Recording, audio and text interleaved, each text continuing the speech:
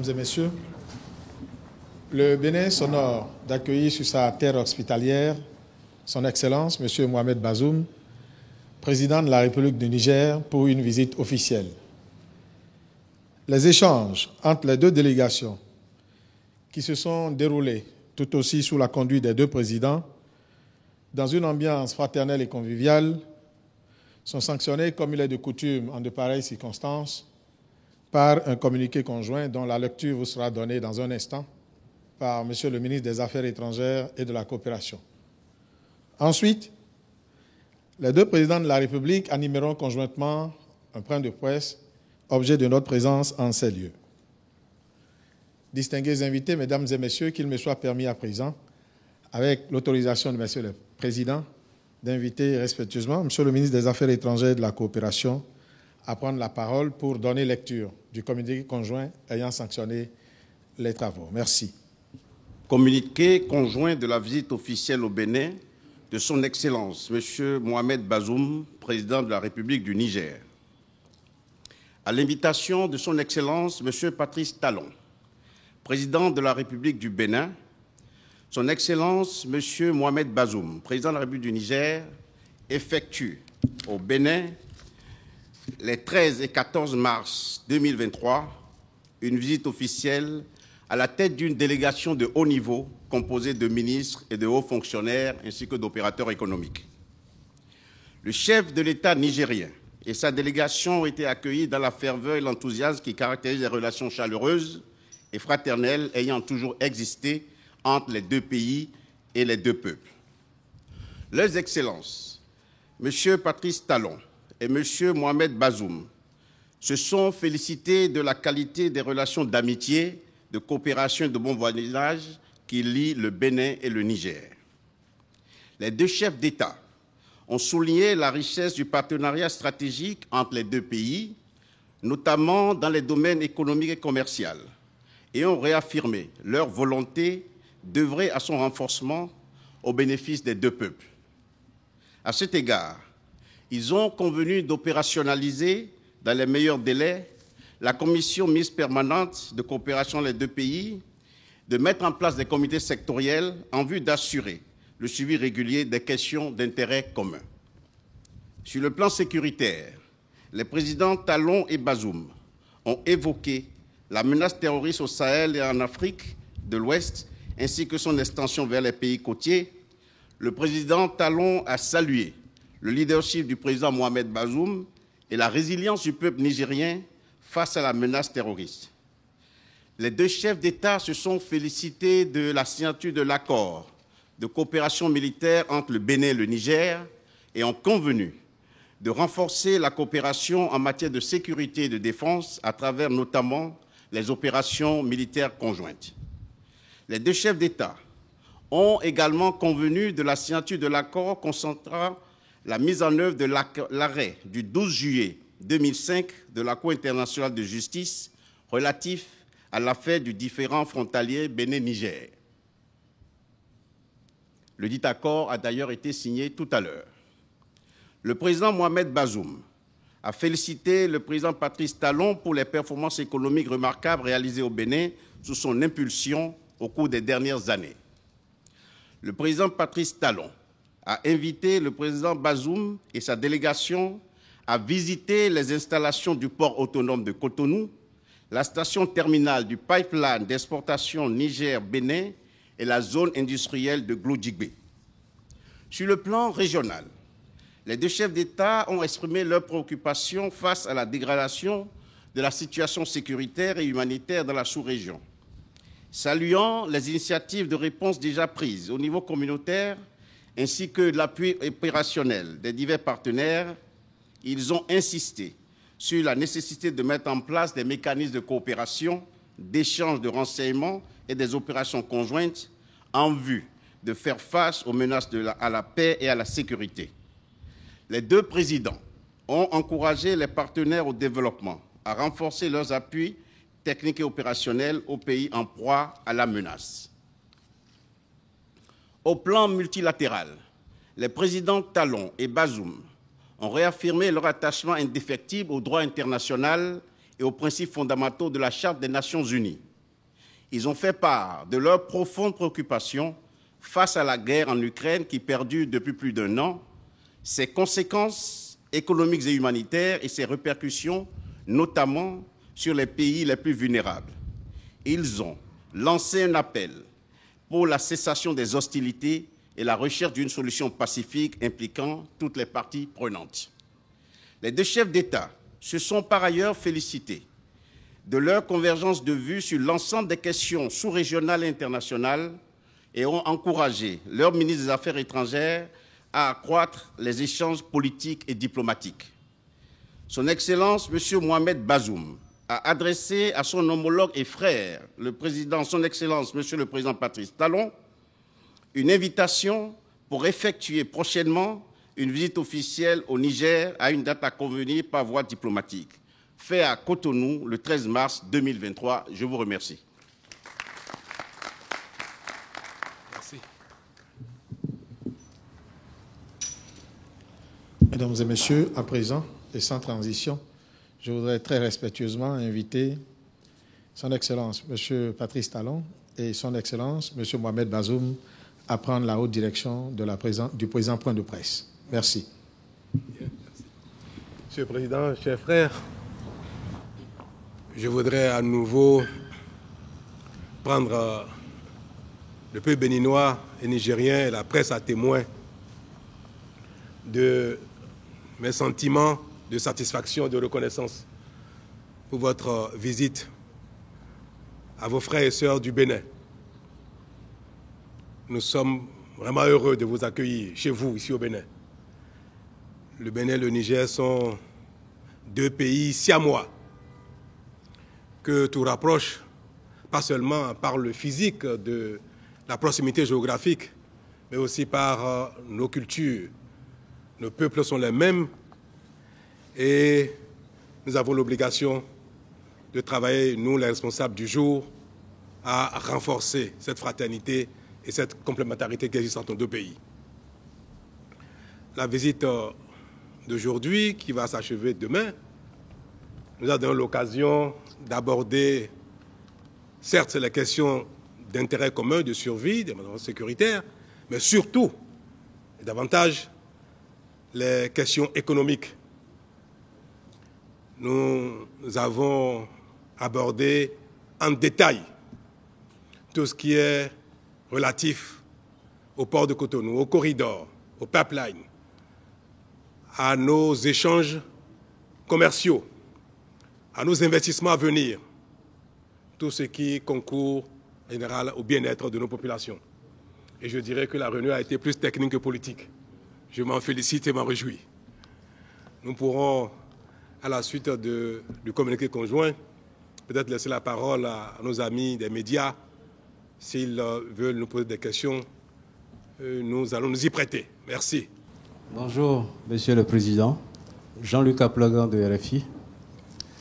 Ma première question s'adresse à vous 2.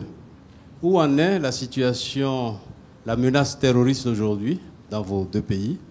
Et est-ce que ce que vous avez mis en place comme plan de riposte a apporté les résultats escomptés?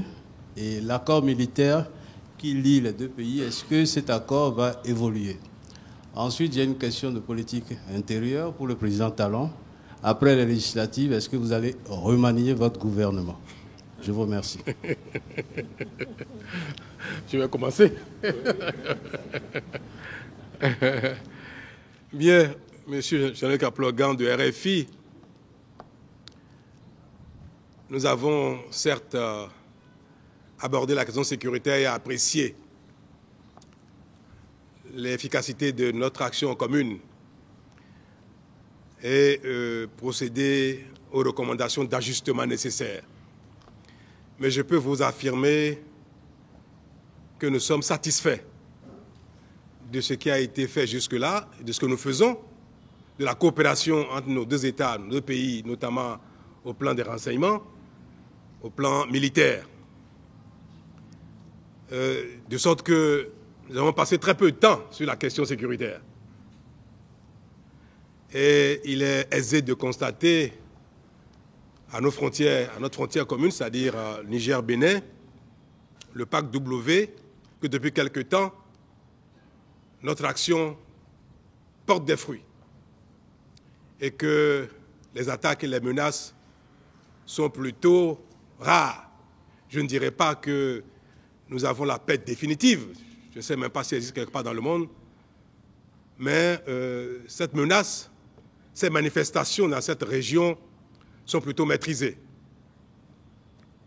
Et je peux dire que nous sommes relativement satisfaits de ce qui se fait aux grandes dames de RFI, qui ne manquent aucune occasion de se réjouir de nos déconvenues réelles ou imaginaires. Nous avons tous entendu ce matin, sur vos antennes, que le parc W fait l'objet d'attaques régulières.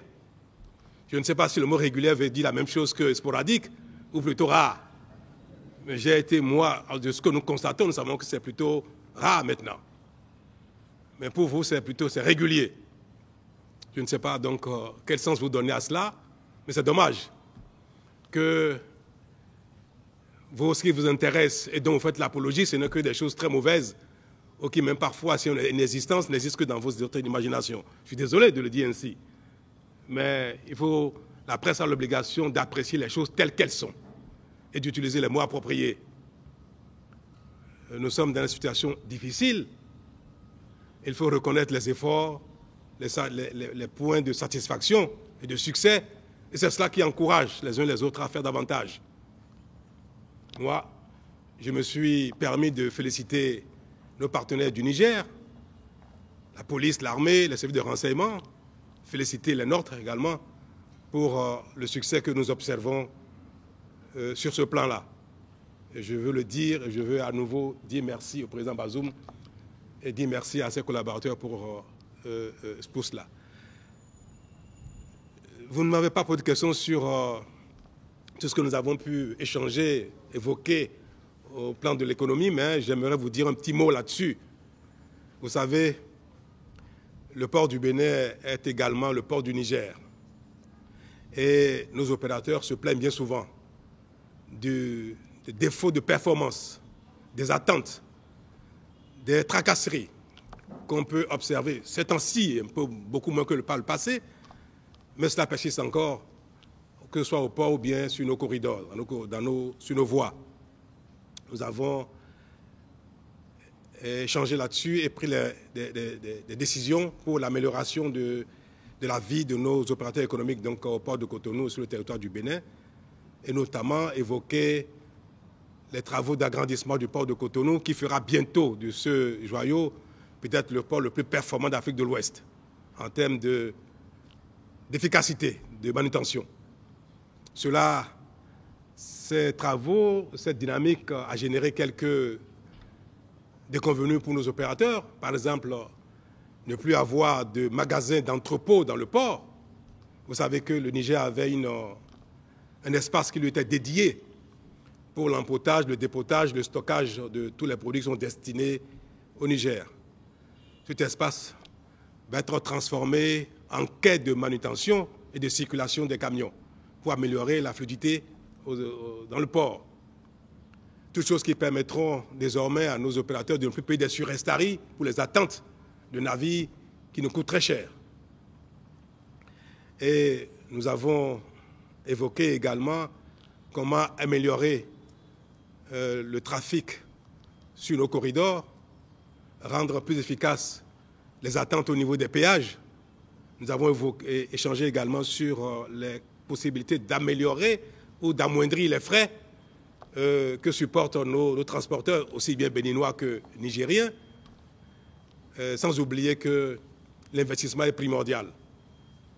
Nous avons évoqué combien il est important pour nous que nos routes soient bonnes à carrosser, que les transporteurs n'aient plus à avoir des crevaisons, des pannes de moteur, des consommations excessives sur nos voies et ainsi avoir des activités plutôt rentables. Tout cela requiert des investissements importants et nous avons échangé sur ces points-là et nous pouvons vous dire que dans les années à venir, nous allons complètement transformer notre environnement en matière d'infrastructures routières et portuaires. Nous avons également abordé la question de pipeline pour l'évacuation du pétrole du Niger par le port de Cotonou et les constructions qui existent déjà, mais celles à venir pour évacuer davantage tout ce qui sera à nouveau exploité au Niger pour servir le marché mondial des hydrocarbures. Ce sont des investissements qui montrent bien la complémentarité qu'il y a entre nos deux pays. Et notre intérêt est de les renforcer afin que nos économies se développent pour le bien-être de nos populations respectives. Ce qui importe pour elles, c'est le développement économique, bien sûr, après la sécurité. Mais sur ce plan-là, nous ferons, le Niger et le Bénin joueront leur partition au sein de la stratégie sous-régionale, mais feront tout ce qu'il faut au plan bilatéral pour que notre sort ne dépende pas seulement de la détermination et de l'engagement des autres. En cela, je peux vous dire que la coopération bénino-nigérienne se porte très bien sur le plan sécuritaire ainsi que sur le plan économique. Alors, est-ce que le Bénin fera un remaniement très bientôt? Parce qu'on sort des élections législatives. Moi, je ne l'ai pas envisagé. On ne change pas une équipe qui gagne. Donc, jusqu'à nouvel ordre, les principaux chevaliers de notre dynamique, pour moi, resteront en place parce qu'ils me donnent satisfaction. C'est l'occasion de les féliciter pour ce qu'ils font. L'œuvre humaine ne peut être parfaite nulle part. Et je n'attends pas des ministres, de mes collaborateurs ici ou là, je n'attends pas que ce soit des dieux sur terre. Ils font ce qu'ils peuvent avec leur génie, leur engagement, leur dévouement. Nous faisons notre petit chemin. Et jusqu'à nouvel ordre, je n'ai pas envisagé de remercier qui que ce soit d'entre eux. Je n'ai pas non plus envisagé de faire venir d'autres. C'est dommage pour ceux qui attendent, mais c'est ainsi. Merci.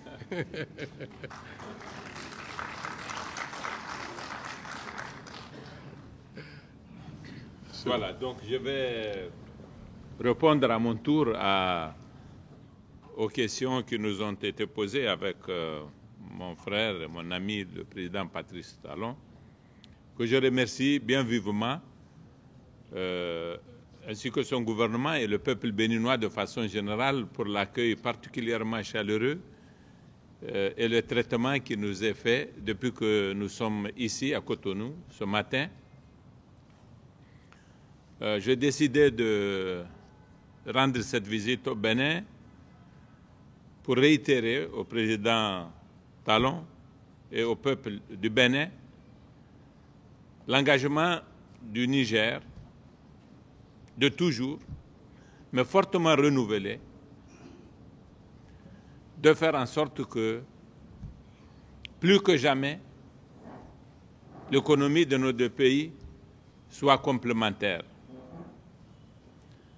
Nous avons pris des options au Niger de caractère stratégique pour envisager cet avenir avec le Bénin.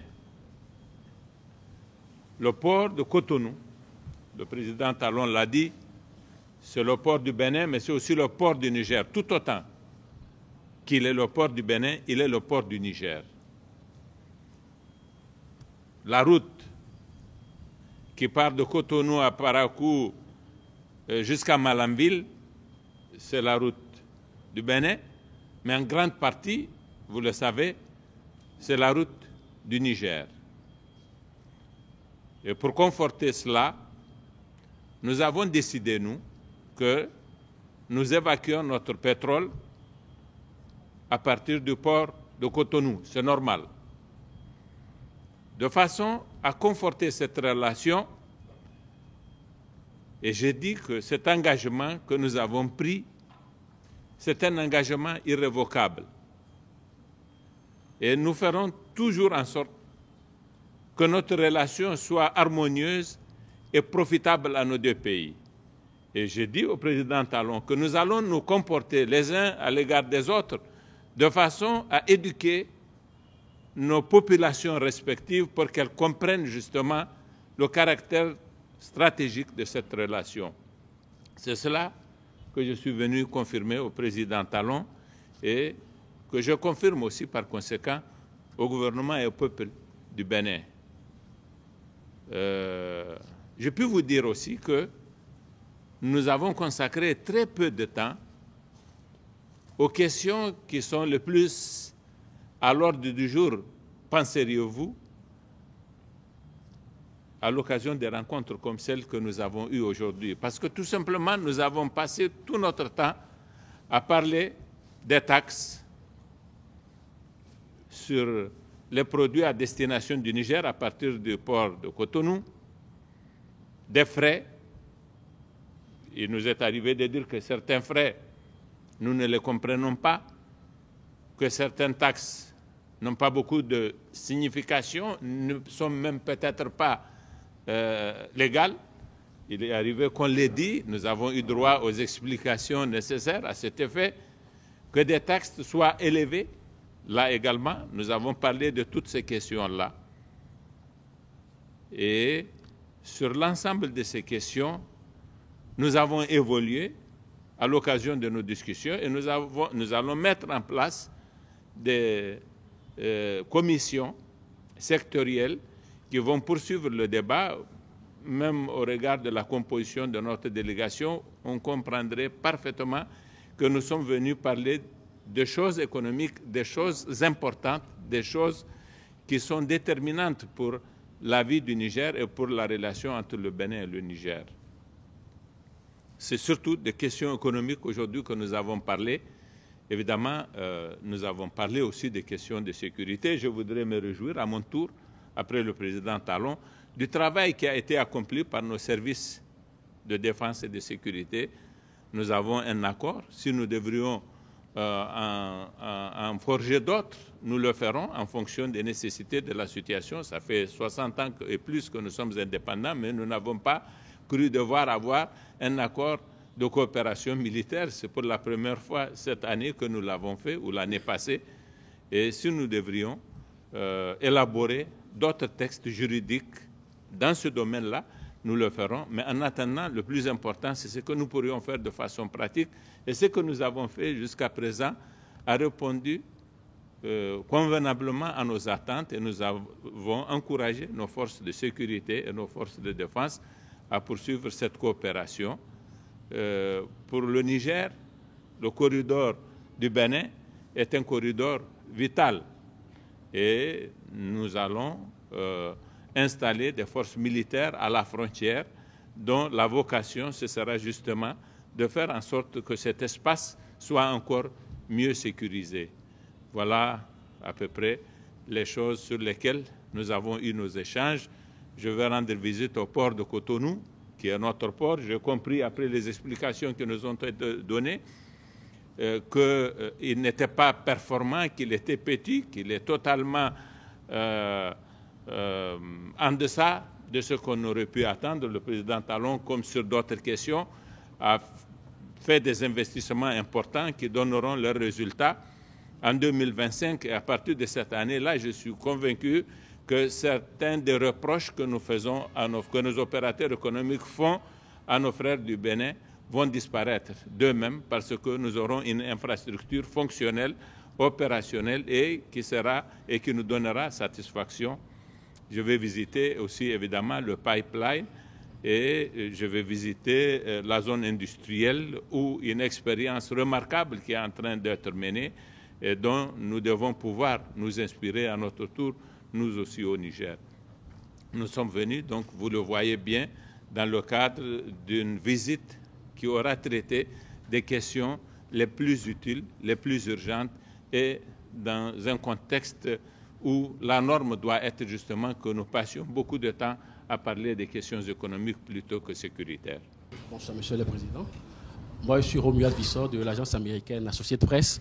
Je souhaiterais bien revenir sur la question de la sécurité, puisque c'est vrai, l'économie elle est importante, mais elle n'est pas moins importante. La sécurité n'est pas non plus moins importante face à l'économie. Je veux bien savoir, après la signature d'un accord de coopération militaire entre le Bénin et le Niger, ce que devient l'initiative d'Accra. Est-ce que désormais, dans ce creuset sous-régional, on ne parle plus véritablement de la sécurité collective pour booster de cette partie du continent africain le djihadisme? Merci. je viens de vous dire que nous restons engagés dans les initiatives régionales ou sous-régionales, notamment l'initiative d'Accra. Le Bénin et le Niger sont partie prenante de cet accord, de cette initiative, mais cela ne devrait pas nous empêcher de développer une relation, une coopération, une action bilatérale. Vous savez très bien que parfois, quand l'équipe est trop grande, il peut y avoir des lourdeurs. Autant nous croyons, nous sommes engagés dans cette file d'Accra, autant nous disons que les actions, même bilatérales, peuvent être en avant-garde ou précéder les actions communautaires, de sorte que l'efficacité dépend d'abord, notre survie, notre sécurité dépend d'abord de nous-mêmes, avant de nous référer à un ensemble plus large, un ensemble dans lequel tout le monde n'a pas les mêmes préoccupations, tout le monde n'a pas les mêmes exigences, les mêmes urgences. Donc notre engagement au sein de l'initiative d'Accra reste entier. Mais il n'empêche, puisque nous avons des résultats satisfaisants pour notre action bilatérale dans une partie de la région, nous disons que ce qui marche doit être poursuivi. Nous n'allons pas renoncer à l'action commune entre les deux pays au profit d'une dynamique plus large. Nous allons pouvoir l'intégrer dans la dynamique d'Accra, mais nous maintenons la dynamique bilatérale. Si je dois ajouter un mot, en ce qui me concerne, ce que je dirais, c'est que nous avons eu notre expérience du G5 Sahel, qui est un peu le pendant sahélien de l'initiative des pays du Golfe de Guinée. La leçon que j'ai tirée de l'expérience du G5 Sahel, c'est qu'il est toujours difficile de pouvoir mettre en œuvre des opérations militaires coordonnées qui impliquent des armées des pays aussi divers que ceux qui sont mobilisés dans le cadre de ce regroupement. Et si on devait être objectif et parler pour évaluer vraiment le bilan du G5 Sahel, le moins qu'on dirait, c'est qu'il n'a pas été à la hauteur des attentes qui ont pu être suscitées, ne serait-ce que par la presse en tout cas, et les reportages qui avaient été faits sur les réunions du G5 Sahel. Je crois qu'il y a eu une surmédiatisation et il y a eu, par conséquent, comme effet de cette surmédiatisation, des attentes qui ont été excessives. Aujourd'hui, l'initiative d'Accra peut être confrontée au même risque. Et je pense qu'il faut savoir que pour lutter efficacement contre le terrorisme et la violence dont il est porteur, il faut renforcer les capacités des armées et des forces de sécurité intérieure à l'intérieur des pays. Et il faut aussi privilégier les choses qui sont plus facilement réalisables, c'est-à-dire des opérations coordonnées à la frontière entre les pays de façon plutôt bilatérale. En tout cas, si j'avais un conseil à donner aux pays frères, membres de l'initiative d'Accra, c'est cela que je leur dirais.